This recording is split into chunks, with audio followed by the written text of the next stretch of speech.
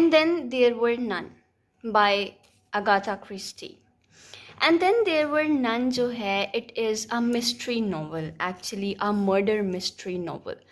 इस नावल में हम लोग जो चीज़ें देखेंगे that is the murders, that are the mysteries to be solved, और ऐसी चीज़ें जहाँ पे हमें सस्पेंस मिलेगा, जहाँ पे हमें साथ साथ थोड़ी सी मिस्टीरियस वाइब्स आएंगी, उसके साथ साथ हमें और कुछ चीज़ें देखने को मिलेंगी.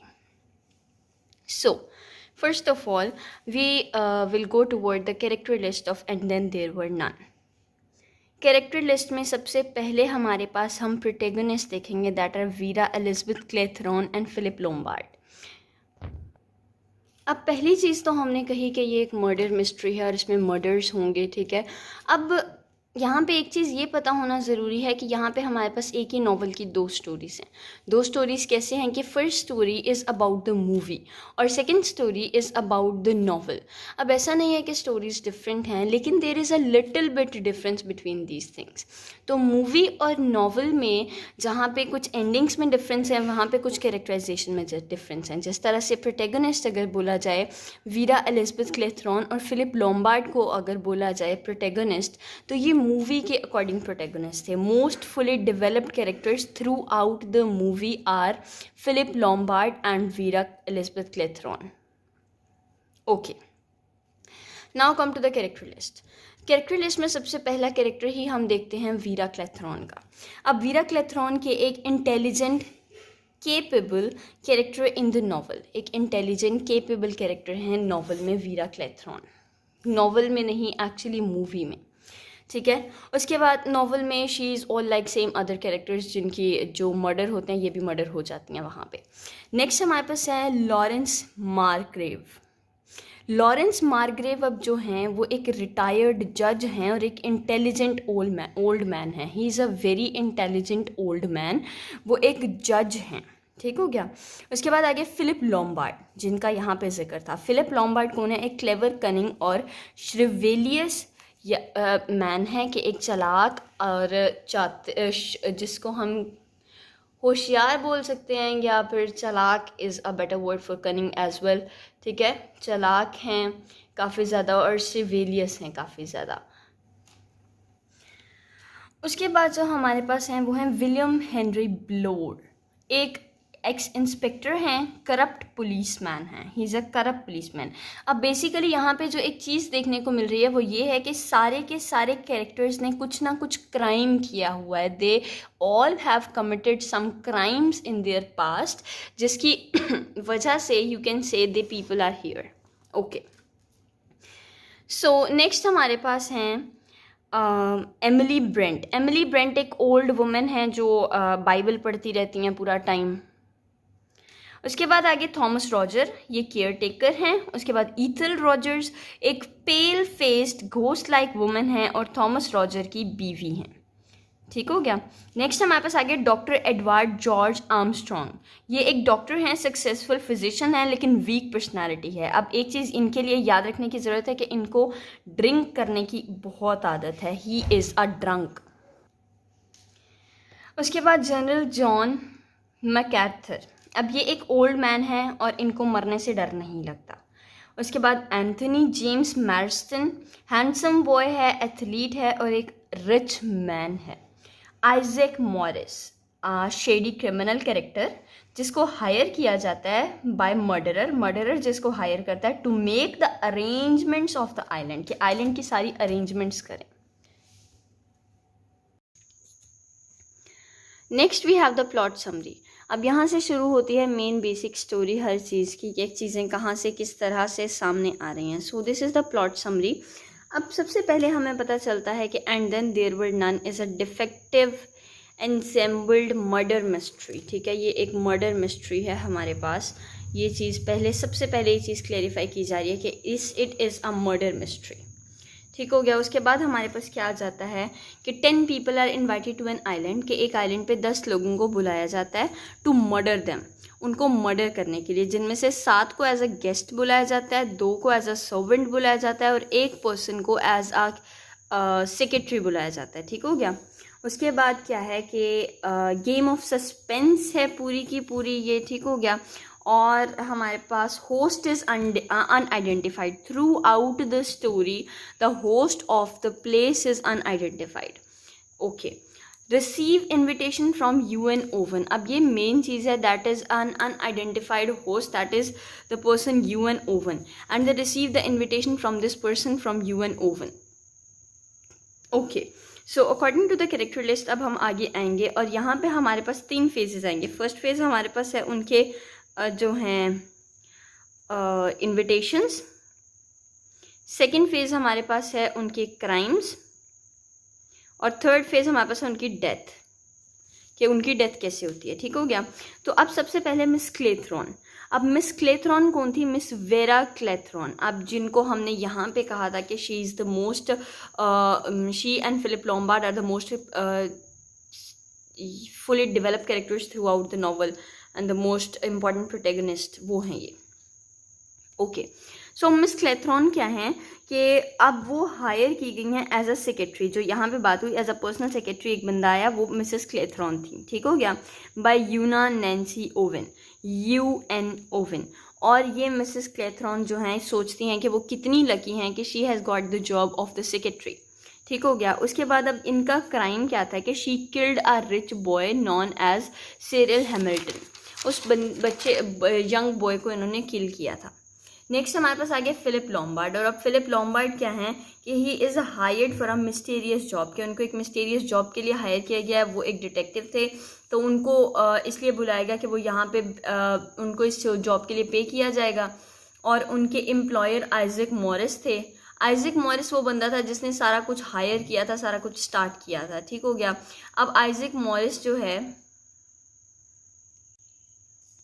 he actually don't know about what he actually don't know about the East African man and went out Isaac Morris जो हैं वो बंदा है जिसने सारा कुछ ख़रीदा, आइलैंड पे सारा कुछ स्टार्ट किया।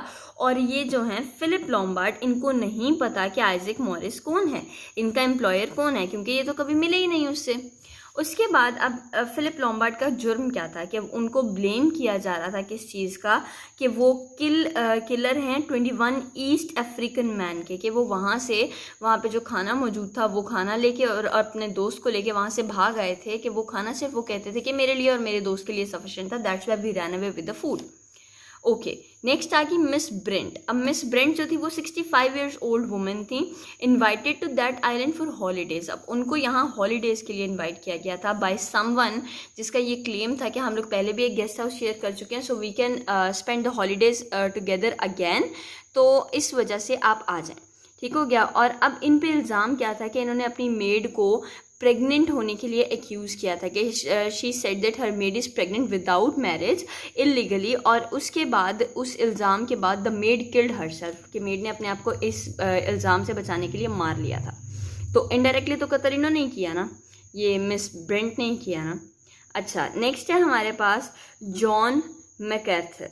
ठीक है, invited to meet some old friends, जिसको कुछ ओल्ड फ्रेंड्स से मिलने के लिए बुलाया गया था। जाहिर सी बात है पुराने दोस्तों से मिलने के लिए आ गया वो बेचारा। नेक्स्ट हमारे पास है डॉक्टर आर्मस्ट्रॉन्ग। अब डॉक्टर आर्मस्ट्रॉन्ग जो हैं वो हायर किए गए थे मिस्टर ओवन की वाइफ को चेक करने के लिए, क्योंकि ही वॉज अ डॉक्टर, तो उनको उनके प्रोफेशन के अकॉर्डिंगली बुलाया गया। अब इन पे इल्ज़ाम क्या था कि इन्होंने एक्सीडेंटली एक पेशेंट की जान ली है जब ये ड्रंक थे। ठीक हो गया, कि मतलब ड्रंक थे तब पेशेंट का इलाज कर रहे थे, तो इन्होंने पेशेंट को ऐसा कुछ मशवरा दिया या ऐसी मेडिसिन दी जिससे उसकी जान चली गई। ओके, नेक्स्ट हमारे पास आ जाते हैं एंथनी जेम्स मार्स्टन। अब ये वो बंदा था जो सबसे पहले मरा था इस पूरी गेम में, और अब ये वही बंदा है जिसने 2 बच्चों को स्पीडी कार से मारा था, कि 2 बच्चे इसके सामने आए थे और इसने उसके ऊपर से गाड़ी चढ़ा दी थी 2 बच्चों के ऊपर। ओके, अब इसको ये सोचता है कि यहाँ पे पार्टी है, रिच लोगों की पार्टी है, ये इसलिए आ जाता है। William Henry Blore. अब ये जो है he is a detective by trade और claimed to be invited to observe other members, कि वो डिटेक्टिव है और वो क्या उसको लगता है, वो क्लेम करता है कि उसको इनवाइट किया गया दूसरे मेंबर्स को ऑब्जर्व करने के लिए। Mister and Mrs Rogers invite किए गए हैं केयर टेकर्स के तौर पे। अच्छा, उसके बाद हमारे पास आ जाती है कि वहाँ पे सिचुएशन क्या थी, आइलैंड की सिचुएशन। एक राइम है यहाँ पे, 10 लिटिल इंडियंस के नाम से। वो राइम हर रूम में थी, ठीक है, और वहाँ पे कोई भी मिस्टर ओवन को नहीं जानता था। और 10 स्टैचूज थे डाइनिंग टेबल पे। ऐसे डाइनिंग टेबल पे एक स्टोन के इर्द गिर्द 1 2 3 4 5 6 7 8 9 10 स्टैचूज थे। और जब भी कोई एक बंदा मरता था वहाँ से एक स्टैचू टूट के नीचे गिरा होता था, ठीक हो गया। तो अब वन डे आफ्टर डिनर और वो ये जो है राइम जो थी 10 लिटिल इंडियंस, उसको सुनते हैं। वो ग्रामोफोन पे कोई बंदा प्ले कर देता है और उनको वो राइम ना चाहते हुए भी सुननी पड़ती है, जिसमें उनके सारे के सारे क्राइम्स इन्वॉल्व होते हैं। अच्छा, वो राइम वहाँ पे सुनते हैं, राइम उनको एक बंदा गा के सुनाता है, ठीक है, लेकिन वहाँ पे सारे के सारे क्राइम्स जो हैं वो हो रहे होते हैं। उन लोगों ने जो जो क्राइम्स किए होते हैं वो सारे क्राइम्स एक बंदा ग्रामोफोन पे प्ले कर देता है एक रिकॉर्ड की सूरत में कि हाँ जी इन सब ने ये क्राइम्स किए हुए हैं, ठीक है। वो क्राइम्स भी सबके सामने आ गए। इतने में पहला बंदा मर जाता है। मरता कैसे है? पहला बंदा कौन मरता है? Mister Anthony Marston. Anthony Marston कौन था? जिसने 2 बच्चों के ऊपर से गाड़ी चढ़ाई थी। अब वो मरता कैसे है कि वो अपनी पॉइजनड विस्की पीता है। विस्की पीने का उसको वैसे शौक था, अमीरों की पार्टी में आया था, पॉइजनड विस्की पी लेता है और मर जाता है। और यहाँ पे सारे लोग अपने क्राइम्स की मेमोरीज में बिजी होते हैं। जहाँ पे मिस्टर क्लेथरॉन थी, वो ये सोचती है कि राइम की जो फर्स्ट लाइन थी और डेथ ऑफ टॉनी मार्स्टन एक सेम तरीके से हुई, बिल्कुल सेम टू सेम तरीके से हुई। उसके बाद आ गया सेकंड पर्सन किल के mister Roger apparently died in her sleep, Mrs Roger. अब मिसेस रॉजर कौन थी? रॉजर की वाइफ थी, केयर टेकर थी। अब वो उसके एंथनी मार्स्टन की जो डेथ है उसके बाद वो इतनी ज़्यादा डिप्रेस हो जाती है कि वो फेंट हो जाती है। फेंट होने के बाद क्या होता है कि वो उसको लेके जाते हैं रूम में और डॉक्टर आर्मस्ट्रॉन्ग को बुलाता है। डॉक्टर आर्मस्ट्रॉन्ग उसको कोई मेडिसिन वगैरह देता है तो वो सो जाती है, और जब वो सोती है तो वो सोती ही रह जाती है एंड शी इज़ डेड, ठीक हो गया। उसके बाद आ जाता है थर्ड पर्सन डाइस। तीसरा बंदा कैसे मरता है कि जनरल जॉन गॉर्डन मार्क्यूथर। अब ये बंदा मरता है कैसे कि feels sure he is going to die. उसको यकीन हो जाता है कि अब 2 मरे हैं, तीसरा मरना तो है ही है, सब नहीं मरने, ठीक है। अब goes to look out at the ocean, सुकून लेने के लिए समंदर पे जाता है और वहाँ पे उसके सर पे कोई रख के चीज़ मारता है और वो बंदा वहीं मर जाता है। 3 कत्ल हो गए। अब यहाँ पे जो रिमेनिंग फैमिली के गेस्ट हैं वो उनको ये लगता है कि उन सब के जो बचे हुए हैं उन सब के बीच में से कोई ना कोई मिस्टर ओवन है, यूएन ओवन है। तो वो क्या करते हैं, उनका डिनर भी बहुत रेस्टलेसली गुजरता है और साथ साथ उनका जो है इवनिंग भी बहुत रेस्टलेस गुजरती है कि क्या पता कौन मिस्टर ओवन है, कौन कहाँ से अटैक करे और कहाँ से क्या सिचुएशन बन जाए, वो सारी चीज़ें। उसके बाद चौथा बंदा भी मर जाता है। चौथा कौन मरता है? Thomas Rogers. अब थॉमस रॉजर, इनको लगता है कि अच्छा फिर ये वोटिंग करते हैं और वोटिंग करने में थॉमस रॉजर्स का नाम निकल आता है। इनको लगता है कि थॉमस रॉजर्स जो है यूएन ओवन है, और फिर वहाँ पे वो थॉमस रॉजर को घर से निकाल देते हैं और वो ताले वगैरह लगा के सो जाते हैं। लेकिन सुबह उठते हैं तो थॉमस रॉजर ही मरा पड़ा होता है वहाँ पे। अब थॉमस रॉजर जो मरा पड़ा है वो कैसे मरा हुआ है, ठीक है। वो सुबह नाश्ते के लिए लकड़ियाँ काट रहा होता है और सडनली वो उसी कुल्हाड़ी से अपने आप को कुछ करता है और वो मर जाता है, ठीक हो गया।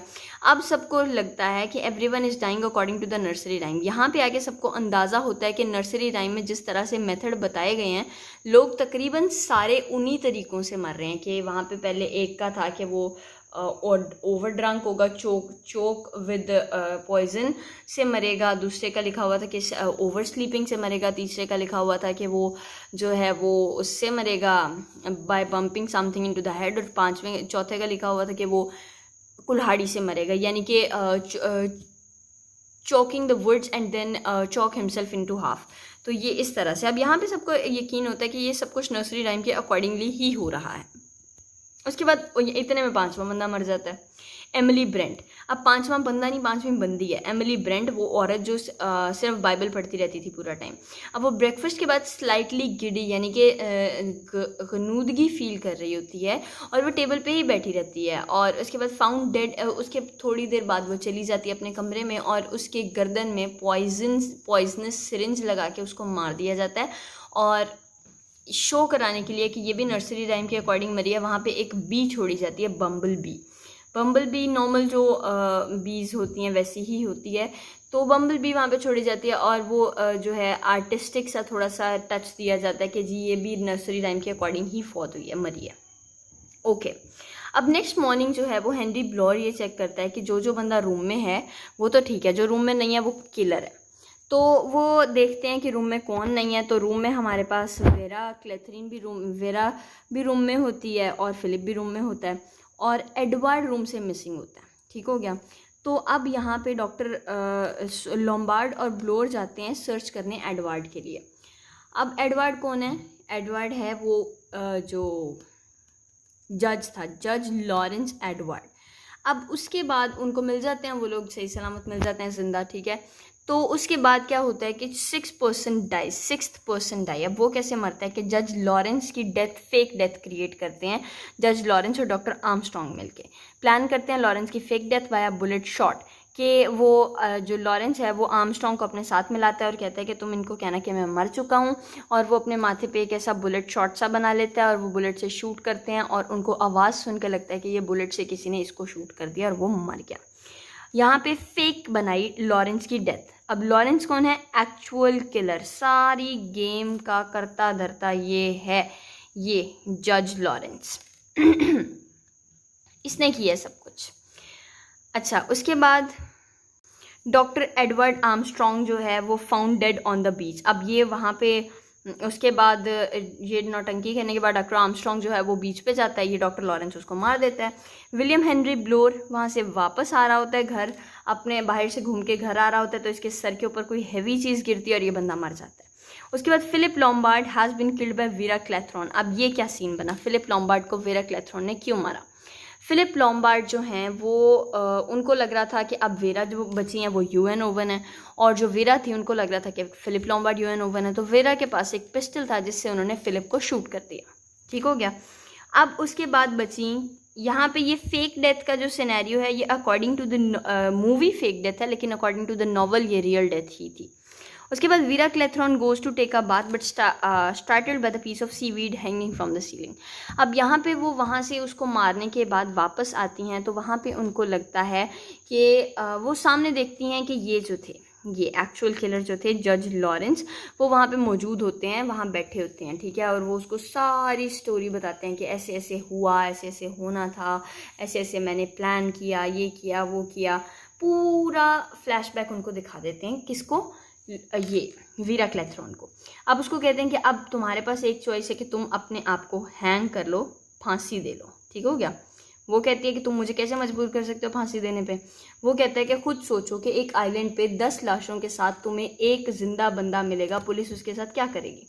तो बेटर है कि चौराहे पे लटकने से तुम यहाँ पे लटक के अपनी जान दे दो। और उसके बाद ये जो हैं ये एक्चुअल किलर साहब, ये भी अपने आप को शूट करके गेम ओवर कर देते हैं अपना भी। और वो अपने प्रीफेस में लिखते हैं ऐसा कि उन्होंने सारे लोग। अच्छा, उसके बाद क्या होता है कि ये वीरा क्लेथरॉन भी अपने आप को हैंग कर लेती हैं और ये भी मर जाती हैं। तो एक आइलैंड पे and then there were none, novel ख़त्म। अब बात आ जाती है प्रीफेस की, कि लास्ट पे इन्होंने ये चीज़ लिखी थी कि जो इन्होंने ऐसा इसलिए, जज ने ऐसा इसलिए किया क्योंकि डॉक्टर एक ने इसको बताया था कि इसकी लाइफ ख़त्म होने वाली है। तो जज ने कहा कि मेरी लाइफ तो ख़त्म होने वाली है ही है, क्यों ना उन लोगों को सज़ा देकर अपनी लाइफ ख़त्म की जाए जिन लोगों ने किसी दूसरे का जीना हराम किया, जिन लोगों ने किसी दूसरे की, जो लोग किसी दूसरे की डेथ का रीज़न बने। ठीक हो गया। तो वहाँ पे फिर उन्होंने उसको वीरा क्लेथरॉन को बताया, जज लॉरेंस ने, कि तुम सबके ये गुनाह थे जिनकी वजह से तुम लोगों ने किसी न किसी मासूम की जान ली और उसकी तुम्हें सज़ा नहीं मिल सकी। तो यहाँ पे मैंने सबको सज़ा दिया and then he kills himself and that's it. This is the whole story of the novel. I hope अब the And then there were None by Agatha Christie clear हो चुका होगा। And if still you have any question, you can comment down in the comment section, or inshallah I'll try my best to answer those questions in the next video it will be of themes of Agatha Christie's novel, I hope so, or something about the introduction of Agatha Christie. So I'll try my best to answer those questions in that video, before starting that video, inshallah. And I hope you found this video useful, and if you find this video useful, just share it with your friends so that they can get the same information and knowledge you got from this video. Thank you. Bye bye.